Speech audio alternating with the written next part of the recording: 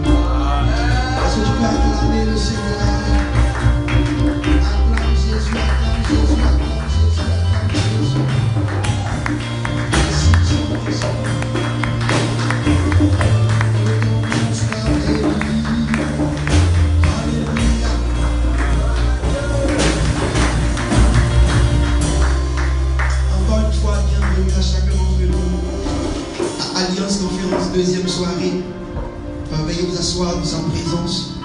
Nous allons rapidement prendre nos Bibles. Nous allons prendre nos Bibles rapidement. Et nous sommes en train de parler de l'aspersion du sang de Jésus. L'aspersion du sang de Jésus. Et nous avons vu la notion de sang aux yeux de Dieu, au regard de Dieu. Et aujourd'hui, j'ai dit que ce soir, nous allons parler de l'ancienne alliance et de la nouvelle alliance. L'ancienne alliance et de la nouvelle alliance. L'ancienne alliance et de la nouvelle alliance. Tu vas prendre ta Bible avec moi dans le livre de Hébreux chapitre 8. Hébreux chapitre 8. Le verset 13. Nous allons par ailleurs lire quelques versets pêle-mêle. Hébreux chapitre 8, le verset 13. Il dit, en disant une nouvelle alliance, pour ne pas dire en disant une alliance nouvelle, il a déclaré la première ancienne. Or, ce qui est ancien, ce qui a vieilli, est prêt de disparaître.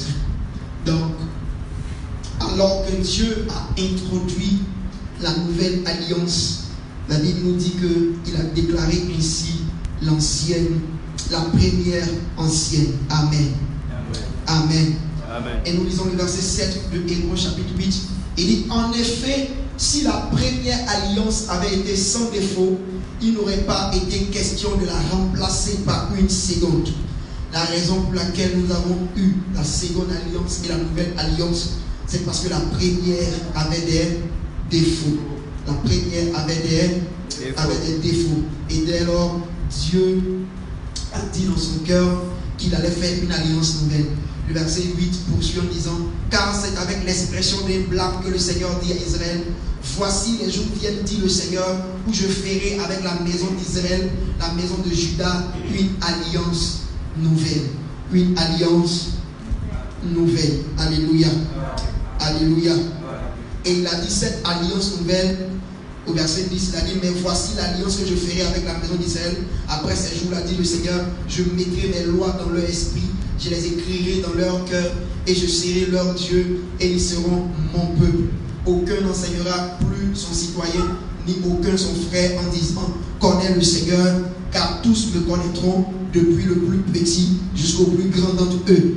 Parce que je pardonnerai leurs iniquités, et je ne me souviendrai plus de leurs péchés. Alléluia. Et il dit, en disant une nouvelle alliance, il a déclaré la première ancienne. Or, ce qui est ancien, ce qui a vieilli, est prêt de disparaître. Donc, alors que nous voulons parler de la nouvelle alliance, on ne peut pas parler de la nouvelle alliance si nous ne parlons de l'ancienne. Parce que nous savons que l'ancienne alliance était l'ombre des choses à venir par rapport à ce qui allait se passer dans la nouvelle alliance. Alléluia. Alléluia. Alors, lorsque nous venons à Hébreux chapitre 9, allons-y à Hébreux chapitre 9, je vais beaucoup utiliser le livre de Hébreux chapitre 9 et je vais utiliser le passage de l'Ancien Testament dans Exode 24. Donc je serai à cheval entre les deux livres, Exode 24 et Hébreux chapitre 9. Dans Hébreux chapitre 9, à partir du verset 1er, il dit la première alliance avait aussi des ordonnances relatives au culte et le sanctuaire terrestre. C'est important de comprendre. Et ici, le mot clé et important, c'est le mot aussi. Avec aussi. C'est-à-dire que la seconde alliance et la nouvelle alliance a son mode de fonctionnement, à son mode opératoire, à ses ordonnances qui sont relatives au culte, à sa manière de faire le culte et d'apporter le culte à Dieu, et à également ses sanctuaires terrestres. Dis Amen. Amen. Et la première aussi avait également cela. Mais de quoi était faite la première alliance? Lorsqu'on parle de la première alliance, l'ancienne alliance, de quoi cela était fait? Allons-y dans Exode 24. Nous allons un peu rapidement parce que nous savons que nous avons juste 1 heure du temps. Donc nous allons juste rapidement. Exode 24.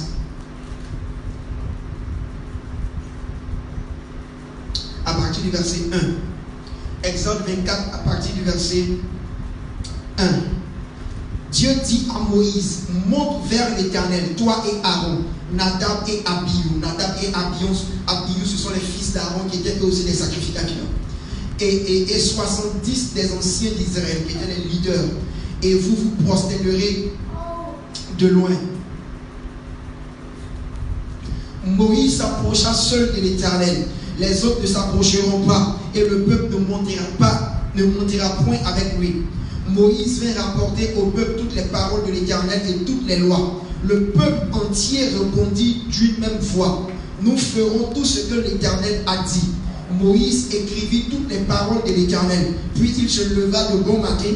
Il bâtit un autel au pied de la montagne. De quelle montagne s'agit-il? La montagne du Sinaï. Et dressa 12 pierres pour les 12 tribus d'Israël. Il envoya des jeunes hommes, enfants d'Israël, pour offrir à l'Éternel des holocaustes et immoler des taureaux en sacrifice d'action de grâce. Moïse prit, suivez très bien à partir du verset 6, c'est très important.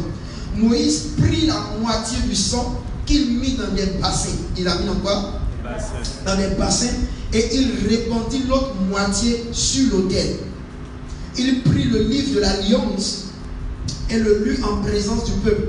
Il dit: nous ferons tout ce que l'Éternel a dit et nous obéirons. Moïse prit le sang et le répandit sur le peuple en disant: voici le sang de l'alliance que l'Éternel a faite avec vous selon toutes ses paroles.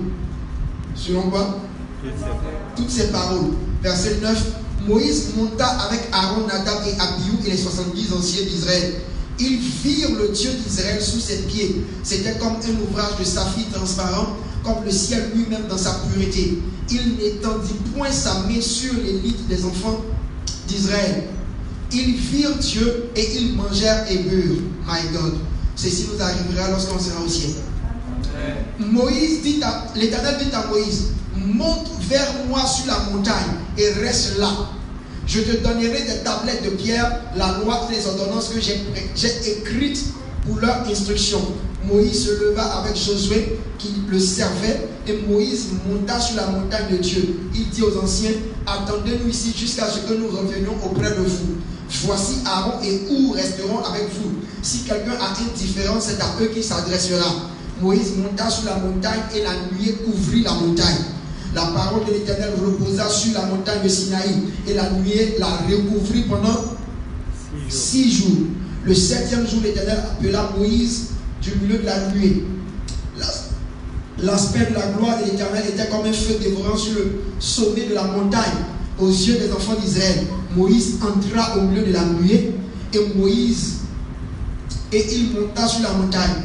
Moïse demeura sur la montagne 40 jours, 40 nuits. Alléluia. Et ceci était comment la première alliance est venue sur terre. Alléluia. La Bible dit tout le peuple était assemblé. Et lorsqu'on parle de ce peuple d'Israël là, c'est pratiquement 3 millions de personnes qui sont sorties de l'Égypte. Et les 3 millions de personnes étaient assemblées au pied de la montagne de Sinaï. Et je vous ai enseigné ici à l'église une fois sur l'alliance. Et je vous ai dit que l'alliance, c'est un contrat entre deux personnes, mais qui est défini par un gage, qui est une promesse, et également par un signe. Alléluia.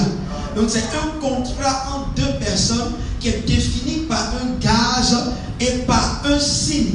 Donc il n'y a pas d'alliance sans gage et signe. C'est-à-dire il n'y a pas d'alliance sans promesse et signe. Il n'y a pas d'alliance sans promesse et signe. Donc lorsque Dieu veut établir la première alliance avec les enfants de Dieu, avec le peuple de Dieu, le peuple d'Israël, au niveau du Sinaï, dans le désert, lorsque Dieu veut établir cette alliance, qu'est-ce qu'il fait? Il réunit le peuple. Alléluia.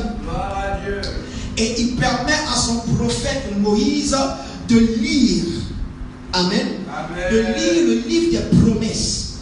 C'est que la promesse est le gage. De lire les promesses, de lire les instructions qui sont reliées à cela.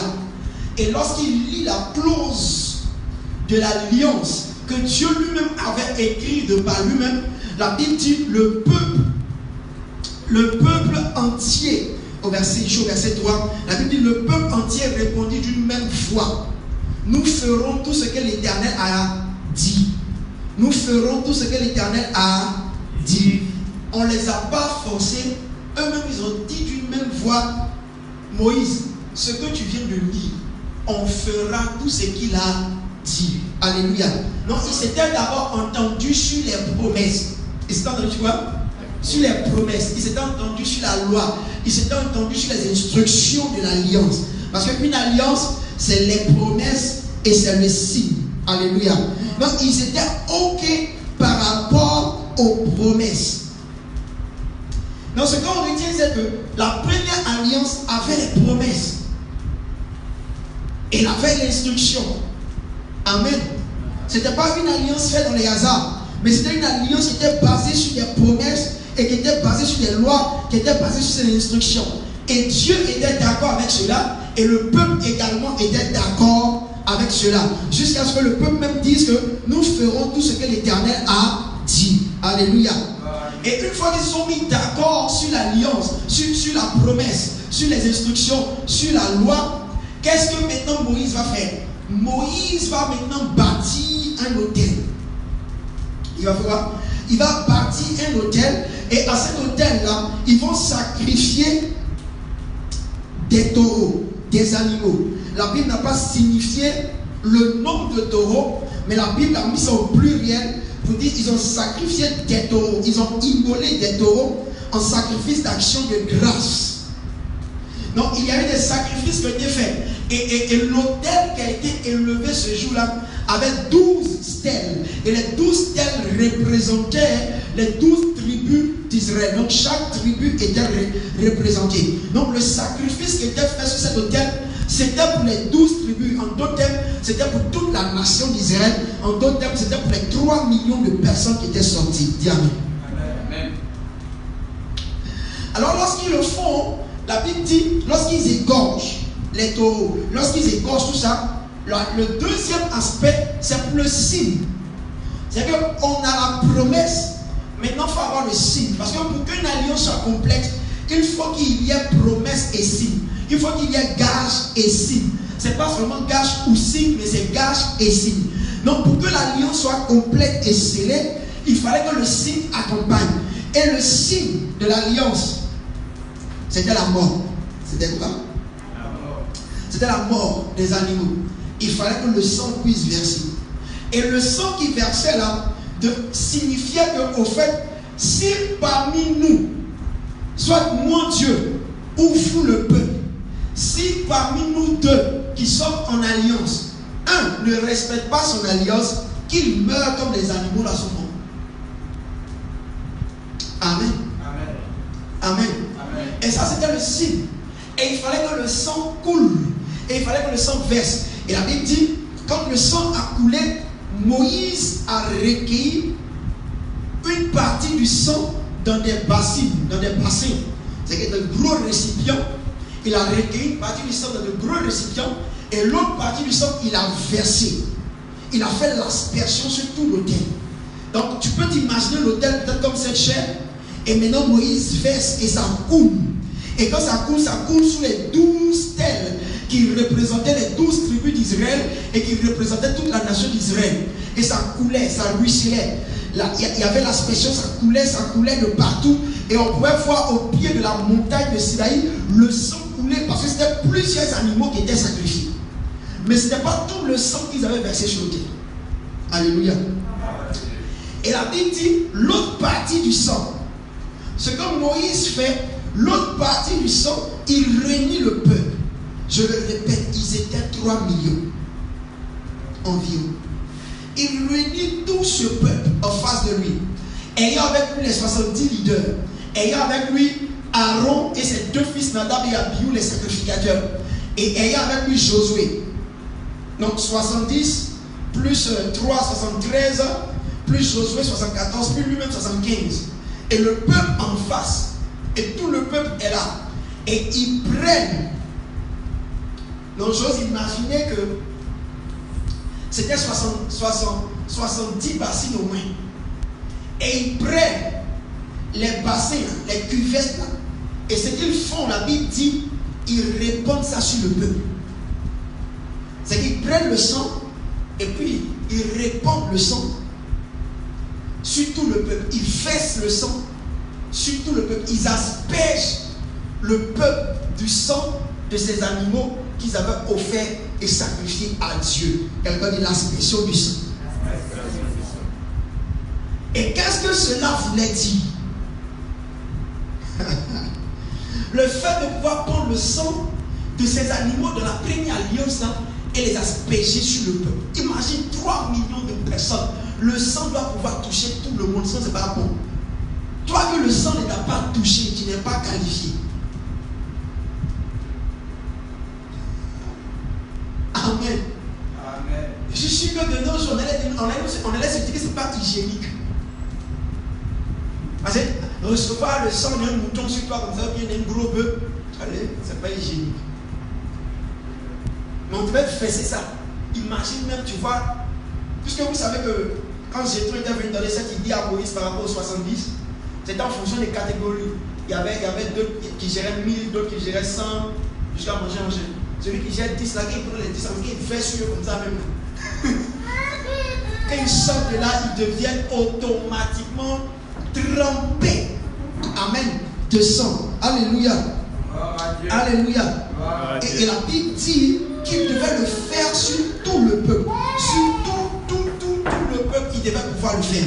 Alléluia. Donc, qu'est-ce que cela voulait dire de pouvoir répandre le sang sur le peuple? Qu'est-ce que cela voulait dire de pouvoir répandre le sang sur le peuple? Prendre le sang de ces animaux-là, verser cela sur l'autel. C'était des animaux innocents. Prendre le sang de ces animaux-là, verser cela sur l'autel et répandre ce sang sur le peuple voulait dire que le peuple prenait l'innocence de ces animaux. Donc l'innocence de ces animaux tombait sur le peuple d'Israël. Donc ça voulait dire que les 3 millions de personnes, alors que le sang là les touchait, le sang qui les touchait là, le sang qui versait sur eux, lorsque Moïse répandait le sang sur eux, était pour leur purification, pour leur justification et pour le pardon de leurs péchés. Ce sang sur eux était la symbolique de leur innocence vis-à-vis de Dieu. C'est que ces animaux-là ont pris leur peine. Ces animaux-là ont pris leur faute et eux, ils ont pris l'innocence de ces animaux. Parce que n'oubliez pas, hier, je vous ai expliqué que le sang, c'est la vie et c'est la mort. Donc, eux, ils ont pris la vie innocente de ces animaux. Alléluia. Et ces animaux ont pris leur vie de mort. Parce que n'oubliez pas, le salaire du péché, c'est quoi? C'est la mort.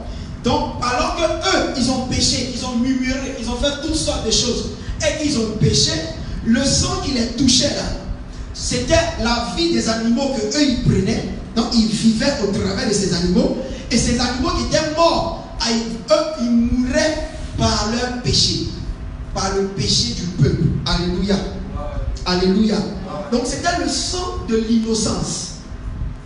C'était le sang qui les rendait innocents des actes qu'ils avaient commis jusque-là dans le désert. Mais le problème avec ce sang qui était répandu sur eux, c'est que ce n'était pas un sang qui les rendait innocents ou qui les justifiait éternellement. Ça les rendait innocents pour un temps. Ça les justifiait pour un temps.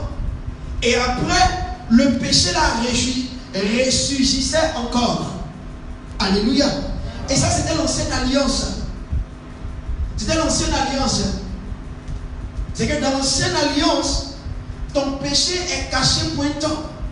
Dans l'ancienne alliance, tu es innocent pour un temps. Tu es innocent juste pour le temps de la validité de ton sacrifice. Si ton sacrifice que tu avais à faire là, la date est passée, ton innocence est finie. Tu dois refaire un autre sacrifice. Alléluia. Alléluia. Et deuxièmement, que signifiait le fait de pouvoir répandre ce sang sur eux? Ce sang qui était répandu sur eux, que Moïse répandait sur eux, faisait d'eux le peuple de Dieu. Comme aujourd'hui le sang de Jésus a fait des enfants de Christ, de Dieu. Eux, ça faisait d'eux le peuple de Dieu. Je n'ai pas dit ça faisait d'eux les enfants de Dieu. J'ai dit ça faisait d'eux le peuple de Dieu. Quand Dieu lui-même il parle du peuple d'Israël, il ne dit pas que Israël, dans l'Ancien Testament, il ne dit pas Israël mon enfant. Non, non, non, non. Il dit Israël mon peuple. Parce que la notion d'enfant est venue par Jésus-Christ de Nazareth. La notion de fils de Dieu est venue par Jésus-Christ de Nazareth. Donc toutefois dans l'Ancien Testament, que Dieu parle du peuple d'Israël, il dit mon peuple Israël. Il dit mon peuple, mon peuple, mon peuple. La preuve, il a dit, je serai votre Dieu et vous serez mon peuple. Mais dans le Nouveau Testament, il dit, il sera notre Père et nous serons ses enfants. Alléluia. Alléluia. Tu dois comprendre quelque chose. C'est que dans l'Ancien Testament, c'est un roi et son peuple. Dans le Nouveau Testament, c'est un père et ses enfants. Dans l'Ancien Testament, c'est un roi et son peuple. Dans le Nouveau Testament, c'est un père et ses enfants. C'est la famille. Mais dans l'Ancien Testament, c'est le royaume, c'est le pays, c'est le peuple. Alléluia. Alléluia. C'est la raison pour laquelle la Bible, dans le livre de Hébreux chapitre 11, la Bible nous dit qu'ils cherchaient tous un pays. Et ils regardaient tous vers ce pays-là. Il y a d'autres qui l'ont vu de loin et il y a d'autres qui ne l'ont pas vu du tout, mais ils cherchaient ce pays-là. Mais nous, dans le Nouveau Testament, c'est déjà garanti que quand tu es avec Christ, tu vas au ciel. Donc tu ne cherches pas ça. C'est un acquis déjà. On va comprendre ça. C'est un acquis. Donc ce n'est pas quelque chose qu'on recherche. Un enfant de Dieu ne recherche pas à aller au ciel. Il est déjà au ciel. Un enfant de Dieu ne recherche pas le paradis. Il est déjà au paradis.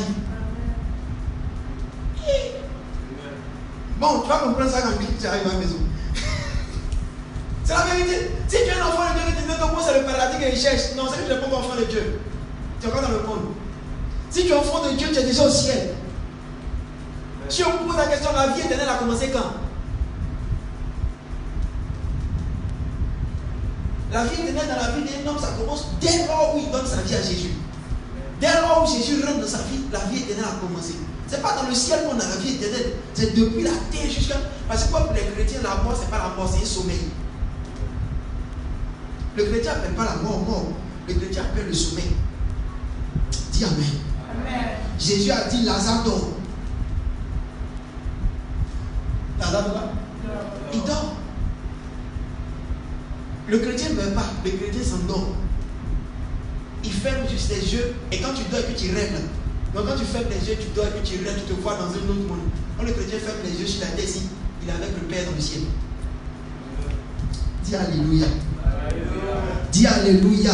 Alléluia. Ça c'est une bonne nouvelle. Quand je disais moi même déjà arrivé là-bas. Ça c'est une bonne nouvelle. Gloire à Dieu. Donc ce sang-là faisait d'eux le peuple de Dieu. C'était la symbolique qu'ils étaient le peuple de Dieu. C'était la symbolique qu'ils appartenaient à Dieu. Et que ce n'était pas un peuple vulgaire. Mais ceux-là, l'armée de Dieu était sur eux. L'armée de Dieu était avec eux. Eux, ils étaient un peuple choisi pour Dieu. Ça faisait la différence entre eux et les Ammonites. Ça faisait la différence entre eux et les Moabites. Ça faisait la différence entre eux et puis les Édomites. Ça faisait la différence entre eux et puis les descendants de l'autre, les Ismaélites. Quand les mecs ils viennent tous d'Abraham, mais non, non, non, la différence c'est le sang qui a coulé là. Le sang qui a versé sur eux là, c'est ça qui fait la différence. Dis Amen. Amen. Dis Amen. Amen. Et ce sang était également, en troisième lieu, le signe de leur alliance avec Dieu. Donc toi qui avais ce sang là sur toi, c'est que toi, ça veut dire que tu as une alliance avec Dieu. N'oublie pas, l'alliance c'est le gage et c'est le signe.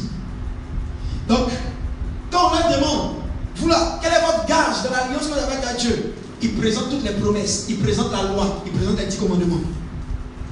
Et là, quand on dit, quel est le signe de cette alliance? Le sang. Amen. Amen. Le sang. Et le sang, c'est quelque chose qui va être renouvelé chaque fois. Parce que, of course, tu sais, toi et moi, que dès qu'on met ça sur le nez, qui s'en s'est lavé là, c'est fini. La preuve. le sang est tombé sur eux. On a répandu le sang sur les 3 millions de personnes. Moïse dit, ok, Dieu dit, il a rendez-vous avec moi. Donc tout ce qu'on a dit oralement, j'ai même prendre ça de façon physique sur les tablettes pour venir. Donc Dieu dit, il a un rendez-vous, il n'a même pas dit le jour, ça fait 40 jours, 40 nuits. Dans le temps, il dit que non, je vous laisse avec Aaron et ou si vous avez un problème, gérez ça avec les deux.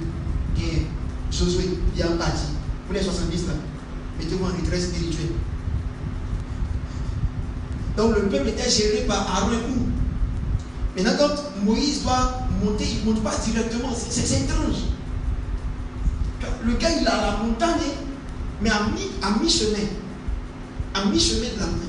Si tu vas couvrir la montagne du Sinaï, tu vas voir que c'est une montagne très très édentée. C'est une montagne difficile à gravir. C'est compliqué à gravir. Donc tu peux gravir, tu n'arrives pas au sommet, mais tu arrives quelque part là, et puis tu peux mettre domicile là.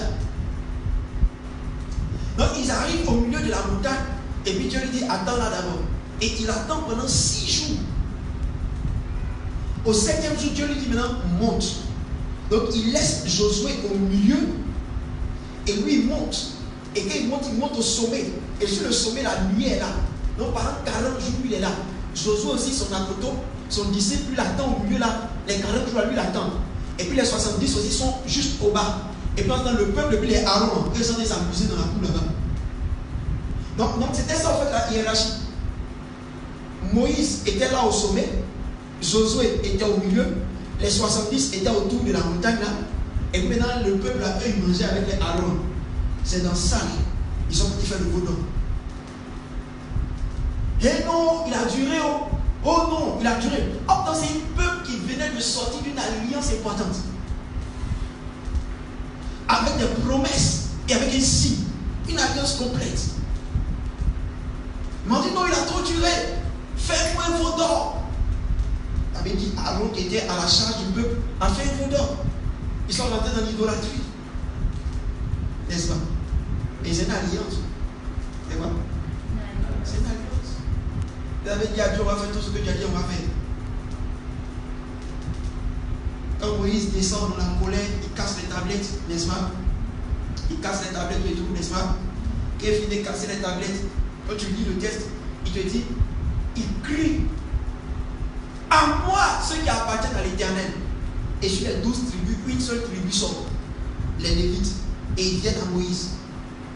Et même Moïse leur dit, prenez l'épée, tuez vos frères. Parce que c'est une alliance. Le truc c'est dit qu'on va faire. Donc si on ne fait pas, il va mourir. Comme les animaux là sont morts. Et la Bible dit ce jour-là, 3000 personnes sont mortes dans le camp. 3000 personnes sont mortes.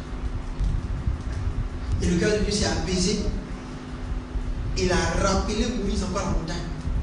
Pour 40 autres jours et 40 autres nuits. Pour lui redonner les tablettes. Mais avant ça, ils ont demandé pardon, ils ont fait beaucoup de sacrifices encore. Purifier le peuple, revenu. Le cœur de Dieu s'est apaisé. Parce qu'on a vu hier, le sang apaise le cœur de Dieu et attire sa faveur. Amen. Amen. Alléluia. Donc c'est ainsi que est née la première alliance et la première alliance est venue. Il y avait la table des 10 commandements. Il y avait la loi. Et la loi, il y en avait 610 que le peuple devait pouvoir respecter. Il y avait des prescriptions. Quand tu lis le livre de Lévitique, c'est rempli de ces prescriptions que le peuple devait pouvoir respecter. Et c'est tout ça qui faisait les promesses. C'est tout ça qui faisait les instructions de la loi, le gage. Et en plus de ça, il y avait le fait qu'ils devaient sacrifier des animaux et verser le sang sur l'autel et verser aussi le sang sur eux-mêmes. Et ça, c'était le signe de l'alliance. Alléluia. Alléluia. Et c'est de cette alliance-là que lorsque nous lisons dans Hébreux chapitre 8, la Bible dit qu'il y avait des défauts. Il y avait quoi? Il y avait des défauts. Les défauts, c'était que cette alliance ne pouvait pas rendre le peuple pur. Les défauts, c'était que cette alliance ne pouvait pas donner la vie éternelle au peuple. Les défauts, c'était que cette alliance ne pouvait pas permettre au peuple de ressembler à Dieu. Le défaut, c'était que cette alliance ne pouvait pas ôter le péché totalement de la vie du peuple. La preuve, malgré cette alliance, malgré cette alliance et malgré ce que Dieu a pourvu dans cette alliance, le peuple était constamment dans la rébellion et dans la désobéissance. Donc cette alliance n'a pas atteint son objectif et ne pouvait pas atteindre son objectif vis-à-vis du peuple. Et Dieu s'est rendu compte que s'il devait continuer cette alliance-là avec toute la race humaine, ça n'allait pas marcher pour nous tous. Ça n'allait pas marcher. Ça n'allait pas marcher pour nous tous. Ça n'allait pas marcher pour nous tous. Alors qu'est-ce qu'il fait? Il décide de faire une seconde alliance. Il décide de faire une nouvelle alliance. C'est-à-dire, il décide de mettre sur pied d'écrire de nouvelles promesses, de nouvelles lois, de nouvelles instructions, et de pouvoir donner un nouveau signe. Amen. Amen. Amen. Amen. Et ça, c'est la nouvelle alliance. Il décide d'écrire de nouvelles promesses. Et il décide de donner un nouveau signe. Et dès lors qu'il fait ça, la Bible dit, il a déclaré que la première est ancienne et la vieillie, elle disparaît. Et maintenant, on va sur la base de la seconde. C'est la raison pour laquelle toi et moi, nous, en tant que des enfants de Dieu, des chrétiens de nos jours, 21e siècle aujourd'hui, on ne peut plus faire des sacrifices d'animaux. On ne fait plus des sacrifices d'animaux. Pourquoi? Parce que l'ancienne a prouvé qu'elle était remplie de défauts et elle ne pouvait pas sauver l'homme du péché. Donc Dieu décide de réécrire de nouvelles promesses et de donner un nouveau signe pour faire une nouvelle alliance. Parce qu'une alliance va comprendre les deux, sinon ce n'est pas une alliance. Dis Amen avec moi. Amen. Alors voici ce qu'elle a dit dans Hébreux 8. Hébreux 8. Je vais très rapidement sans rentrer dans les détails s'il vous plaît à cause du temps. Hébreux 8. Hébreux 8, hein, n'est-ce pas? On lit le verset 6. Verset 6. Et dit, mais maintenant, en parlant de Jésus, mais maintenant, il a obtenu un ministère d'autant supérieur qu'il est le médiateur d'une alliance plus excellente. Le médiateur de l'ancienne alliance était Moïse le prophète. Amen. Moïse, le libérateur du peuple d'Israël, c'est lui qui a libéré le peuple d'Israël de l'Égypte. Moïse qui veut dire sauver des eaux. Alléluia. C'était lui le médiateur. C'est que c'était lui qui était le pont entre Dieu et les hommes en son temps par rapport à l'ancienne alliance. Maintenant, dans la nouvelle alliance, il fallait trouver un médiateur.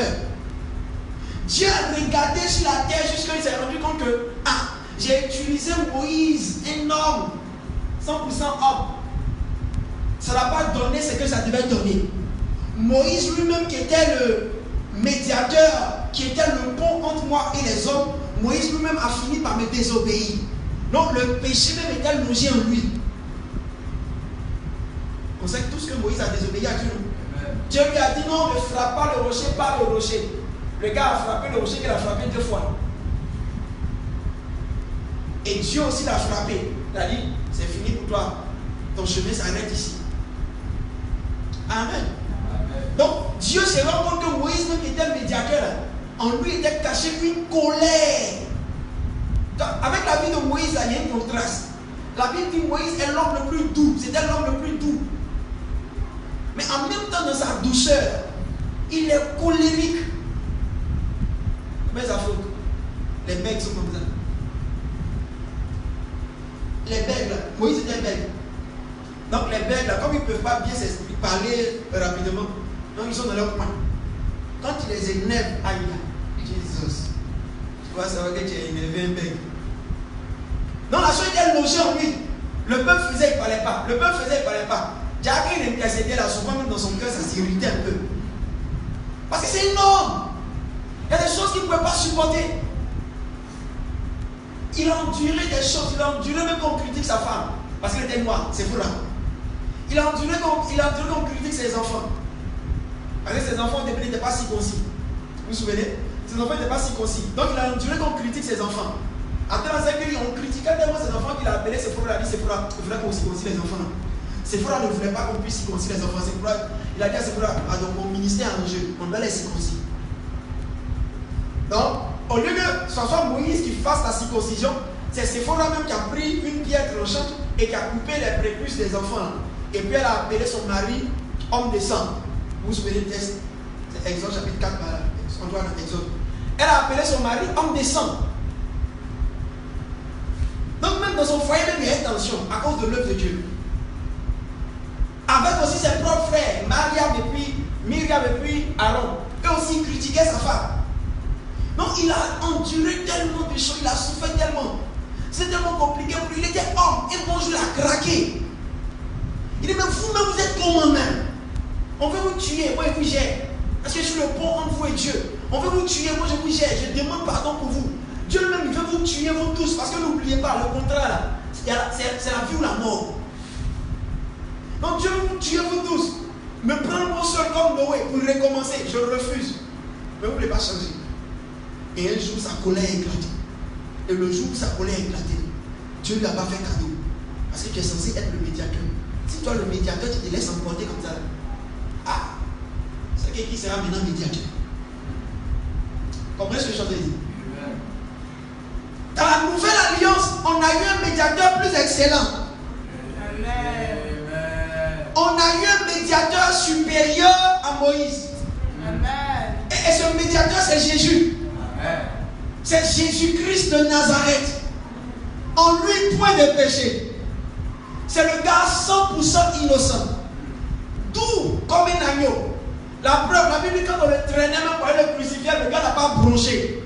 Il était doux. Quel que soit tout ce qu'on lui a fait, on a giflé, on a craché sur lui, on l'a meurtri, on l'a flagellé, on a menti sur lui. Ce matin, j'étais en train de méditer les événements autour de la vie de Jésus à sa mort. Et puis le Saint-Esprit a ouvert mes yeux sur toute la confusion qui était autour de la mort de Jésus. Par rapport à ce qu'ils ont écrit sur l'écriture. Tu vois, les Juifs ont livré Jésus sur Pilate en disant que lui là, il dit qu'il est fils de Dieu. Pilate là, c'est un Romain. Mon ami, fils de Dieu là, ça c'est vous là-bas qui vous fait quelque chose. Moi je dis ça, ça me fait rire. C'est vous parce qu'il dit qu'il est fils de Dieu, vous trouvez qu'il a blasphémé. Pilate lui voulait autre chose. Ah non, crucifie-le. Il a dit, il a blasphémé dans notre coutume, dans notre loi, il a blasphémé. Il s'est fait appeler fils de Dieu. Mais bizarrement, quand on crucifie Jésus, l'écriteau qu'on met sur sa tête nous dit pourquoi on l'a crucifié là. C'est écrit dessus, celui-ci, il dit qu'il est le roi des Juifs. Il est accusé par les Juifs pour être fils de Dieu, mais sur son truc de sa condamnation de mort, c'est écrit roi des Juifs. Donc on ne l'a pas tué pour son accusation. Les Romains l'ont tué pour autre chose. Parce que pour les Romains, ce qui les intéressait, c'était le pouvoir politique. Un seul était roi, César. Si toi tu viens dire que tu es roi là, il faudrait qu'on te tue. Parce que moi j'ai écrit ça dans 3 langues. Ils ont écrit ça en latin, ils ont écrit ça en grec et ils ont écrit ça en araméen. En langue hébraïque. Pour que toute la terre puisse savoir que celui qui s'élève pour dire qu'il est roi, on va lui faire la même chose. Non, il y avait toute une confusion. C'est la raison pour laquelle j'ai écrit sur mon statut WhatsApp. Dieu souvent se sert de la confusion pour atteindre son objectif. Parce qu'il y avait toute une confusion autour de la mort de Jésus. Mais tout ça, c'est qu'il meurt sur la croix. Parce que tant que les Juifs disaient, celui-là, il dit qu'il est le fils de Dieu, ça disait rien aux Romains. Les Romains, ils ne sont pas chrétiens. Ils s'en foutent de ce que tu es en train de dire là. Donc nous, on va le tuer sous prétexte que vous dites que c'est un roi des Juifs. Sur la base du fait qu'il se fait appeler roi, on le tue. Parce que là, maintenant, c'est un conflit politique. Mais les Juifs, eux, ne l'accusaient pas parce qu'ils disaient qu'il était roi. Parce qu'ils reconnaissaient qu'il venait de David. C'est pas pour ça qu'on le tuait. On le tuait parce qu'il a dit qu'il est fils de Dieu. C'était une confusion, mais ça atteint le but de Dieu. Donc, on parle bien souvent la confusion dans ta vie ou la confusion dans le monde. Dieu utilise cela pour atteindre son objectif. Et je fais ma parenthèse. Et je reviens pour dire que Jésus, c'était un médiateur et le médiateur par excellence. C'est pas ce médiateur-là qui peut se mettre en colère et désobéir à son Père. La preuve, il a dit sa nourriture, c'est de faire toute la volonté de son Père. Sa nourriture, c'est de faire toute la volonté de qui? De son Père. Donc nous avons dans la nouvelle alliance un médiateur plus excellent. Amen. Un médiateur qui est plus comment? Excellent. C'est Jésus-Christ Nazareth.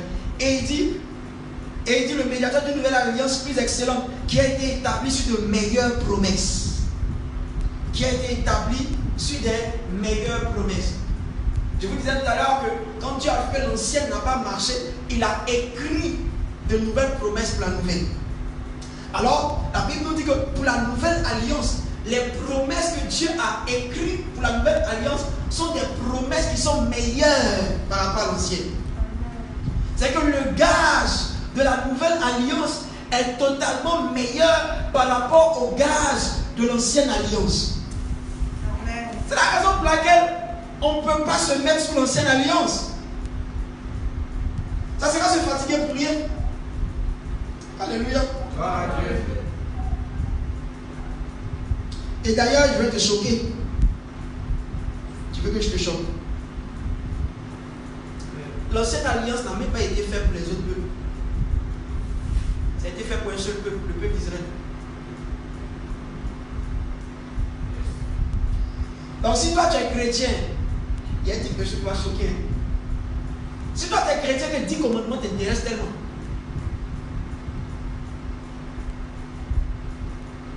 On ne sait pas à quoi tu lis. Ça a été fait et ça a été designé pour un seul peuple, Israël. Et Dieu leur a dit de faire ça à perpétuité. C'est la raison pour laquelle aujourd'hui, ils continuent de respecter le sabbat. C'est la raison pour laquelle ils ne marchent pas sur notre calendrier grégorien.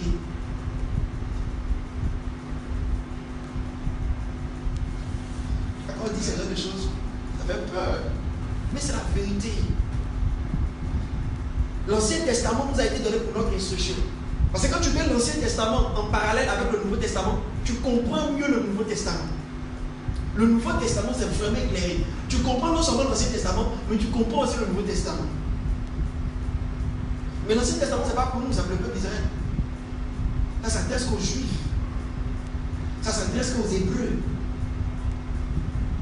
C'est pour ça que l'apôtre, bon, on a dit, c'est pas ça, c'est auteur connu. C'est pour ça que dans le Nouveau Testament, il y a tout un livre qu'on appelle le livre aux Hébreux. Hébreux, là, c'est pas tout quelqu'un, c'est un peuple. Les Hébreux, c'est qu'on peut dire Israélites. Non, mais comme on les appelle les Hébreux, donc ils écrivent Hébreux. Donc ça s'adressait à eux. Parce que quand tu lis le livre des Hébreux, il y a Ancien Testament, loi, et le Nouveau Testament, Nouvelle Alliance. Les deux sont en parallèle, la foi et la loi. Pour qu'ils comprennent que, écoute, on a quitté là-bas, là, on est maintenant dans le nouveau là. Parce qu'eux, ils ont du mal à comprendre ça. Amen. Mais nous, pour nous, Ivoiriens, Africains ou bien, je ne sais quel peuple là, ça ne nous intéresse même pas. Ce jour-là, quand Dieu faisait ça là, il n'a pas réuni toutes les nations, il a réuni 12 tribus seulement. Ce sont les 12 tribus là qui ont signé le contrat. Ce sont les 12 tribus là qui ont dit on fera tout ce que tu as dit. Ce sont les 12 tribus là qui ont pris le sang sur eux. Ils étaient 3 millions. Eux et puis leur descendance. Ivoiriens n'étaient pas dedans. Camerounais n'étaient pas dedans. Gabonais n'étaient pas dedans. Français n'étaient pas dedans. Américains n'étaient pas dedans. C'était seulement les Hébreux. Dis Amen. Amen. C'est important qu'on comprenne ça. Il y a des portions de la parole de Dieu là. Tu vas lire comment. Là où tu es devenu enfant de Dieu au travers de Jésus-Christ, ça ne te concerne pas.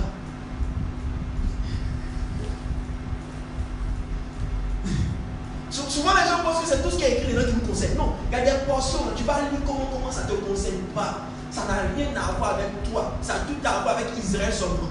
Point final. Les autres nations ne sont pas concernées. Dis Amen. Amen. Donc nous avons un médiateur excellent, supérieur que Moïse. C'est Jésus-Christ. Dis Amen. Amen. Et cette histoire-là, c'est Jésus qui est venu mettre tout le monde dedans. Et si Jésus n'avait pas ouvert ses bras pour que tout le monde entier, toutes les nations rentrent dedans, tu allais voir que quand lui-même il est venu, qu'est-ce qu'il a dit? Il a dit, quand la femme syro-phénicienne des Canadiennes, quand la femme est venue lui demander un miracle pour la guérison de sa fille, qu'est-ce qu'il a dit? Il a dit, non, je suis venu uniquement pour les brebis perdues de la maison d'Israël. Il dit, vous les autres nations, il ne fait rien vous. Je suis venu uniquement pour les brebis perdues de la maison d'Israël. Donc au début, on n'était pas dans le plan. On est rentré dans le plan par miséricorde du Père, ça c'est un, et de deux par endurcissement du peuple d'Israël. Sinon, il n'était pas dans le plan.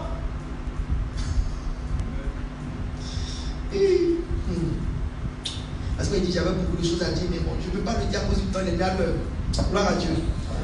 Donc, un médiateur qui est supérieur, c'est qui? Jésus-Christ. Nous avons une alliance plus excellente. La nouvelle alliance est plus excellente que l'ancienne alliance.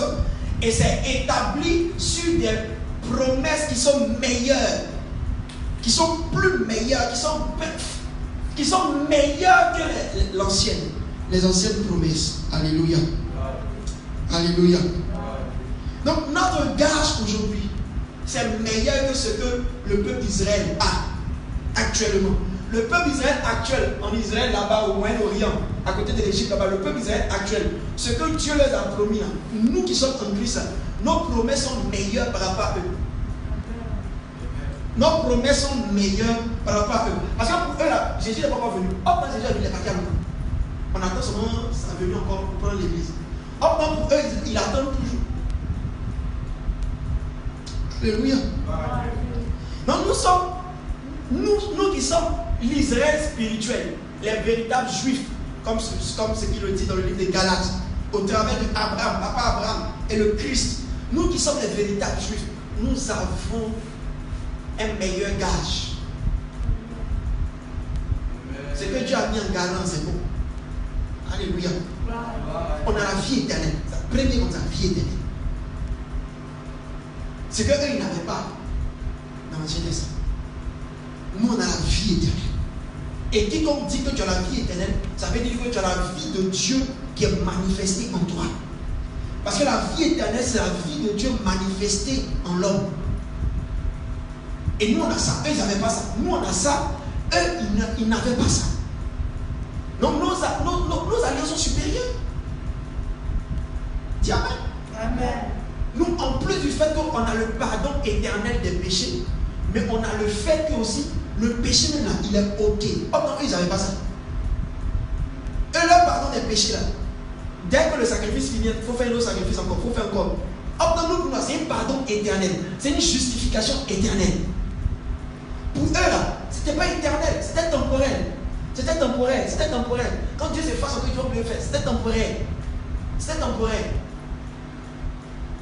Pour eux, à chaque fois, ils pouvaient pécher.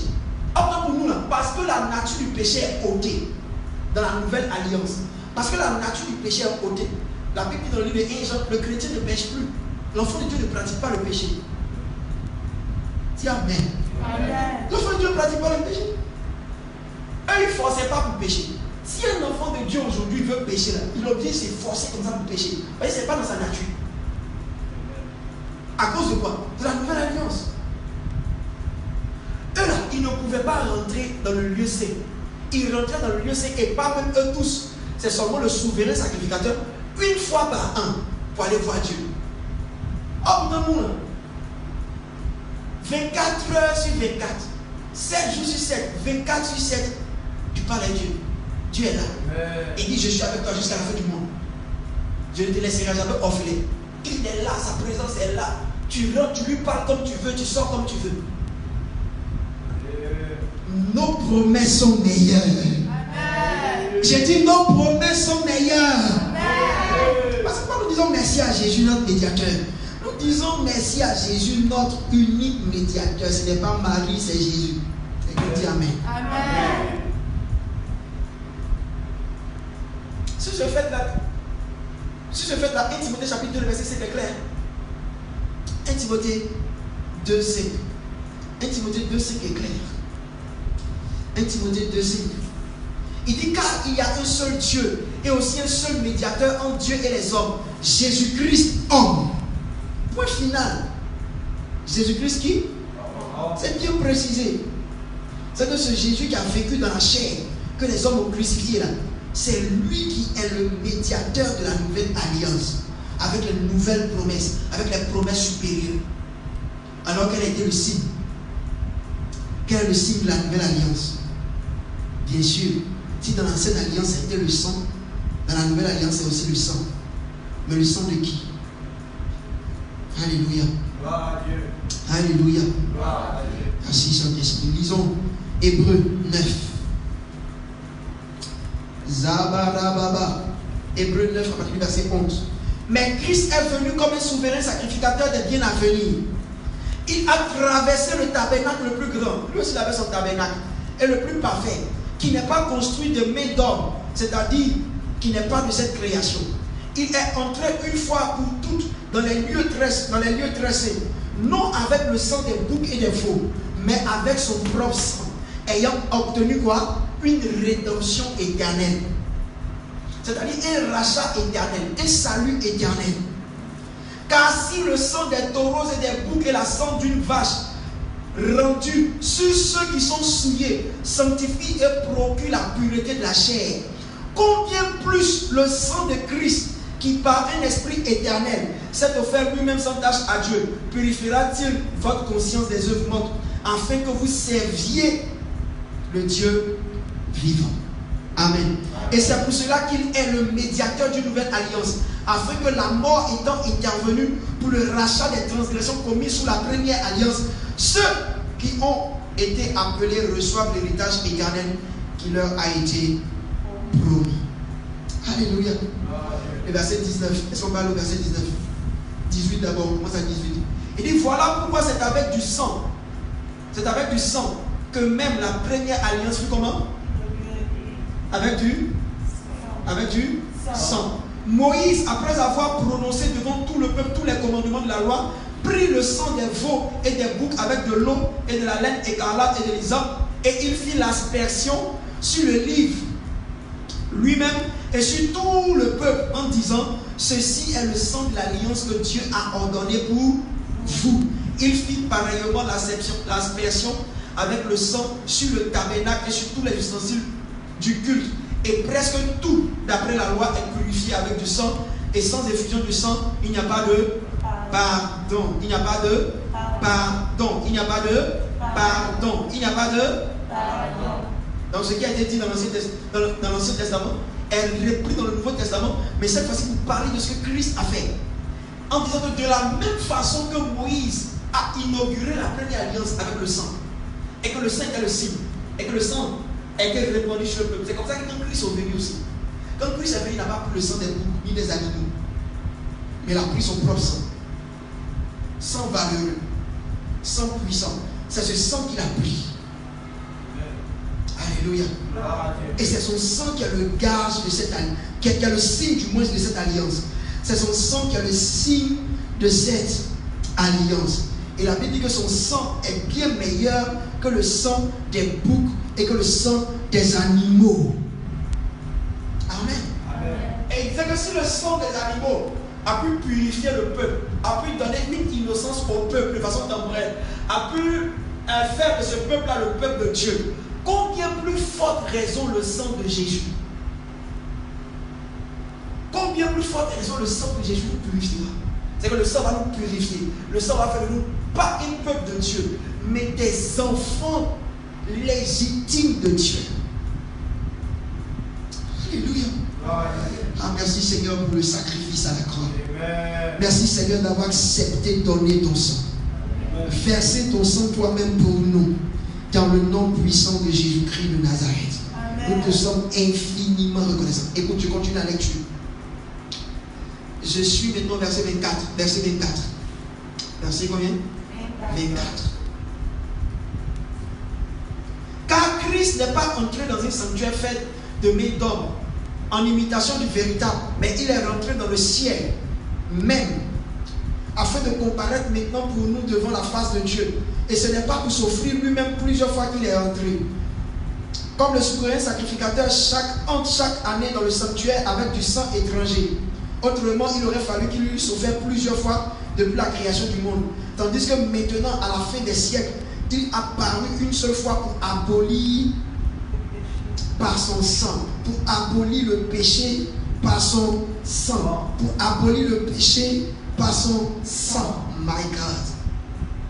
Il dit comme il est réservé aux hommes de mourir une seule fois, après quoi vient le jugement, de même Christ s'est offert une fois pour porter les péchés de plusieurs.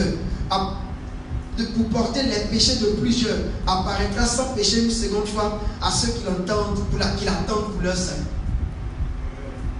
Alléluia. Il dit quand Christ est monté au ciel, souvenez-vous, lorsqu'il est ressuscité, il a dit à Marie de Magdala, ne me touche pas, car je me suis pas encore monté au Père. Il devait, tu vois, quand le souverain sacrificateur rentre dans le lieu saint, il va avec un bol rempli de sang, et c'est le sang du sacrifice. Et s'il ne rentre pas dans le Saint des Saints avec ce sang, il sera tué. Parce que nous avons vu hier que c'est dans le sang que nous avons accès à la présence de Dieu. Donc s'il ne va pas avec le sang, il sera tué par la présence de Dieu qui est sainte. Alors il va avec le sang. Et la Bible dit que de même, Jésus, il n'est pas rentré dans un tabernacle fait de main d'homme, mais il allait au ciel, auprès de son Père, avec son propre sang, pour aller présenter son Père. Pour dire, voici le sang. Pardonne aux hommes. Que ta colère soit apaisée sur toi. Et puis maintenant du ciel. Ah Seigneur. Que fait le médiateur? Le sang qu'il a recueilli. De la même façon qu'il a eu l'aspersion au Sinaï pour 3 millions de personnes. Si ses enfants à lui, il fait l'aspersion. Et lorsqu'il... Parce que lavé par le sang de l'agneau, je serai blanc que la neige. De là-bas, il verse le sang là sur toi. Le jour où tu décides de venir à Christ et de l'accepter comme ton Seigneur Sauveur personnel, de le recevoir dans ton cœur, du ciel, il verse le sang. Et quand il verse le sang sur toi, il t'asperge de ce sang. Et tu deviens, la Bible dit, une nouvelle créature. Les choses anciennes sont passées et toutes choses sont devenues nouvelles. Parce que le sang n'est pas resté sur la terre. Il est monté au ciel avec. Que Dieu nous bénisse. Demain, on va aller dans les détails. Demain, on ira dans les détails. Demain, on ira dans les détails. Alors, c'est ici l'ancienne alliance et la nouvelle alliance en Jésus-Christ. Voici pourquoi Jésus a levé la coupe et il a dit, cette coupe est la nouvelle alliance en mon sang. Le sang, c'était le signe de la nouvelle alliance. Les promesses que nous avons dans le Nouveau Testament, les promesses de la vie éternelle, de la guérison, toutes ces promesses, l'héritage que nous avons en Christ, c'est le gage, ce sont les promesses de la nouvelle alliance. Le fait de faire de nous les fils de Dieu, ce sont les promesses de la nouvelle alliance. Supérieures et autant plus supérieures que l'ancienne. Et de là-haut, lorsqu'un homme vient à lui et qu'il se répand ses serments et qu'il reçoit la vie de Christ en lui, ce que Christ fait, c'est que du récipient qui contient son sang là-haut, qu'il est parti pour au Père, il déverse ce sang sur toi et il te lave de tout et tu deviens une nouvelle créature. Tu appartiens totalement à Jésus-Christ. Tu deviens son fils, tu deviens son enfant. Alors que nous avons fait, il y a de cela des années, nous continuons d'être là-dedans. On ne le fait pas plusieurs fois, on le fait juste une seule fois.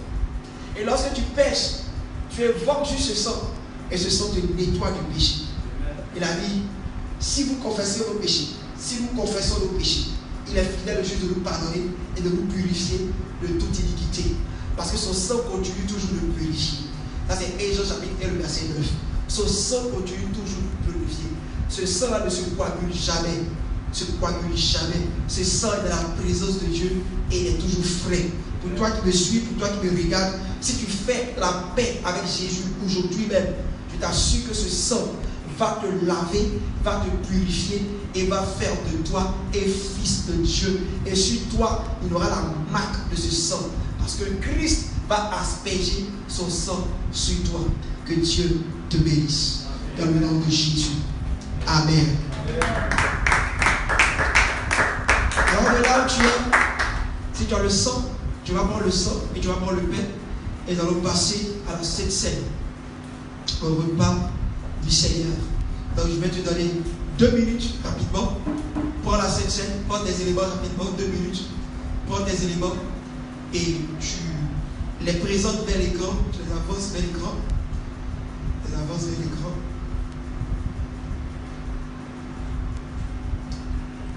Merci Seigneur. J'espère que vous avez compris ce message. J'espère que ce message vous fait du bien. Demain, nous allons rentrer dans ce que j'ai intitulé le cri du sang. Ça sera merveilleux. le cri du sang. Et bien, nous allons voir ce que j'ai intitulé le cri du sang. Le cri du sang. Le cri du sang. Demain, ça sera puissant parce que demain, c'est le cri du sang. Je vais te parler demain de la voix du sang de Jésus, ce que ça dit. C'est terrible. C'est terrible. Il y a des choses de la parole. C'est vrai que je vais très rapidement, je ne rentre pas dans les détails, mais il y a des choses de la parole, c'est terrible. Cette nuit, je serai en live à 24h. Je vais expliquer des mystères à 24h. Cette nuit, 24h, je serai en live. Je vais expliquer des mystères qui tournent autour de la mort et de la résurrection du Seigneur Jésus. Je vais expliquer des choses. Je vais expliquer des choses cette nuit. Donc si tu es connecté avec moi à 24h, on sera là, tu vas recevoir. Parce que le temps est tellement court que je ne peux pas prêcher. Voilà, là, on a tellement débordé, on a débordé déjà de 20 minutes. Donc je ne peux pas enseigner véritablement, je suis obligé de prêcher. Je ne peux pas enseigner. Donc tu vas soulever le pain. Dans la nuit où il fut livré, Jésus-Christ de Nazareth prit du pain, le rompit et dit: ceci est mon corps qui a été immolé, brisé pour vous. Prenez et mangez. Seigneur, ta chair est vraiment une nourriture. La nourriture qui nous donne la guérison. La nourriture qui nous donne la force dans le corps. En ce jour béni, avec ce pain béni, nous prenons avec action de grâce ta chair que tu as livrée pour notre salut dans le nom de Jésus. Amen. Mangeons ensemble la chair.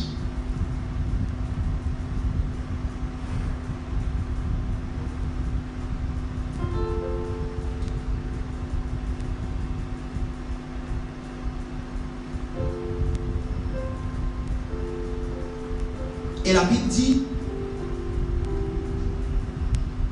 après cela, il prit une coupe. Tu peux soulever ta coupe. Il la souleva et il a dit, cette coupe est la nouvelle alliance en nous. Ce que tu prends tous les jours, c'est le signe. C'est le signe. Regarde, quand il est arrivé sur la coupe, il a dit, à la fin, faites ceci en mémoire de nous. Vous savez, je ne vais pas attaquer une dénomination, ni une religion. Mais il y a une dénomination qui réserve le sang uniquement pour les hommes de Dieu. C'est une grande atteinte à la parole de Dieu. C'est le signe de notre alliance. Et on doit prendre ça permanemment.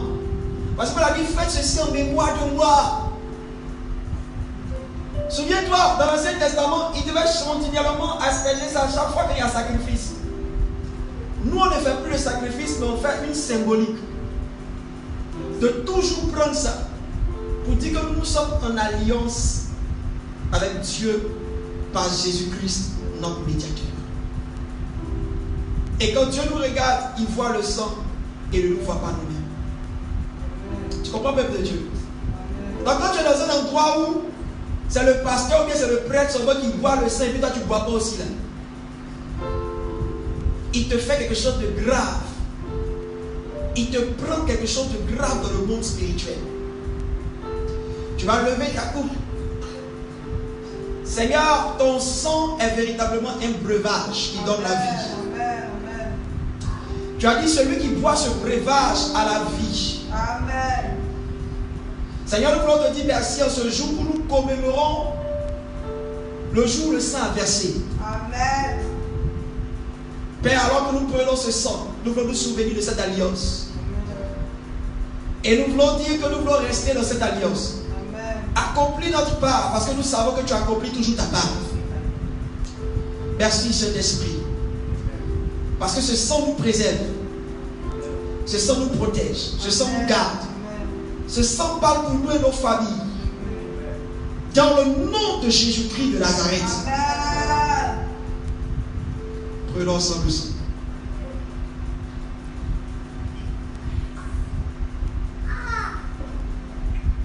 Élève tes mains et dis merci au Seigneur pour le sacrifice à la croix. Pour son corps qu'il a partagé. Pour son sang qu'il a versé.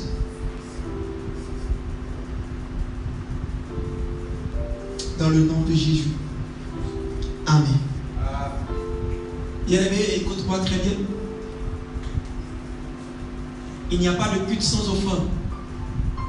Alors de là où tu es, fais l'offrande. Si tu ne peux pas faire venir l'argent dans le mobile money, mets ça dans une enveloppe et garde ça très bien quelque part. Quand l'église va répondre, tu ramèneras toute cette offrande. Si tu as le mobile money, transfère ça. Le numéro est là, transfère ça dans le mobile money. Fais ton offrande. C'est important. Moi, je transmets mes offrandes. Donc, faites l'offrande. C'est important. L'offrande fait partie du culte. Alors, tu feras ton offrande. Nous recevons la bénédiction finale. Le sang de la nouvelle alliance en notre médiateur Jésus-Christ, sang qui nous a réconciliés avec le Père, qui nous a connectés avec le Père à nouveau, sang qui a fait de nous des fils, sang qui nous a donné la vie éternelle, sang qui est venu avec des promesses meilleures. C'est sang appliqué sur nos vies, qui a fait de nous de nouvelles créatures, parle en notre faveur. Demeure avec nous éternellement. Demeure sur nos maisons éternellement. Ce sang, le sang de notre rédemption, est notre bouclier, notre appui, notre protecteur, dans le nom de Jésus-Christ. Seigneur, ouvre nos yeux davantage pour que nous puissions comprendre ce message précieux de la nouvelle alliance en ton sang, dans le nom de Jésus. Amen. Donc, comme je le disais tantôt, à 24 heures, je serai connecté pour un live inédit. Je vais raconter et je vais parler des mystères qui tournent autour de l'arrestation, de la mort du Seigneur Jésus, ce que les gens nous ont caché, ce que l'Église, il n'y a pas d'excès l'Église, ce que les gens nous ont caché et ce que la Bible dit réellement par rapport à ça, à quel moment ça s'est passé et quand est-ce que Jésus a été véritablement crucifié, à quel moment il a été crucifié, comment ça s'est passé, etc. Je vais t'expliquer, je vais te donner des mystères. Donc, 24 heures, on est ensemble. Yes. Thank you.